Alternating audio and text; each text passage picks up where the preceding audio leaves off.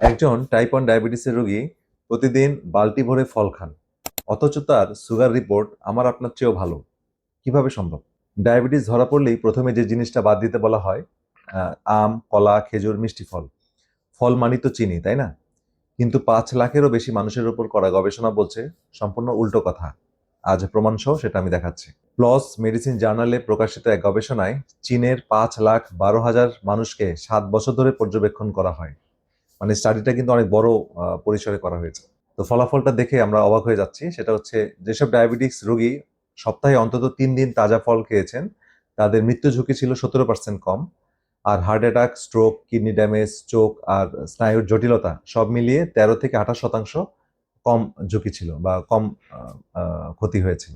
আর ইউরোপের বিখ্যাত ইপিআইসি গবেষণায় 5 লাখ মানুষ 12 বছর ফলোআপে ছিলেন, এবং যাদের খাবারে স্যাচুরেটেড ফ্যাট মাত্র 5% বা তার কম ছিল, এবং ফলের প্রাকৃতিক মিষ্টি তারা খেয়েছেন, এতে তাদের ডায়াবেটিসের ঝুঁকি কমে গিয়েছিল 30%। প্রথমে আমি যে টাইটেলে বা যে বিষয়ে আপনাদের বললাম, সেখানে যার কথা বললাম তিনি হচ্ছেন রবি বারবারো। উনি পাবলিক হেলথে মাস্টার্স করেছেন, নিজে টাইপ 1 ডায়াবেটিসের রোগী। 2006 সাল থেকে তিনি প্রতিদিন প্রায় 750 গ্রাম কার্বোহাইড্রেট খান, যার বেশিরভাগই আসে আম, কলা, খেজুর, পেঁপে, আঙ্গুরের মতো ফল থেকে। তার হিমোগ্লোবিন A1C পার্সেন্টেজ কত জানেন?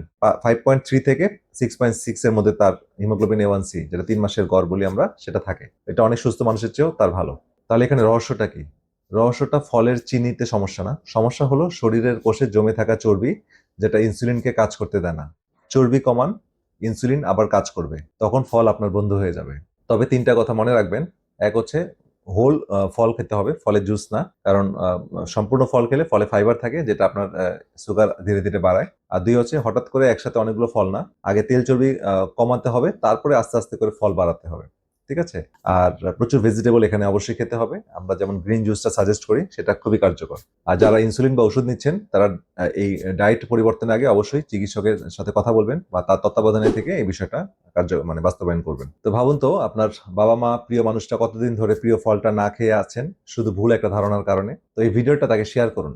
এই আমের মৌসুম বা সামনে যে মিষ্টি ফলের মৌসুম আছে, সেটা যেন তার মিস না হয়। আর কমেন্টে লিখুন আপনার প্রিয় ফলের নাম। সবচেয়ে বেশি যে ফলের নাম আসবে, পরে ভিডিওতে দেখাবো ডায়াবেটিস রোগীরা সেই ফল কিভাবে কতটুকু খাবেন। বিজ্ঞানভিত্তিক স্বাস্থ্য তথ্য পেতে পেজটি ফলো করে রাখুন। সবাই ভালো থাকেন, সুস্থ থাকেন। দেখা হবে পরবর্তী ভিডিওতে। আল্লাহ হাফেজ।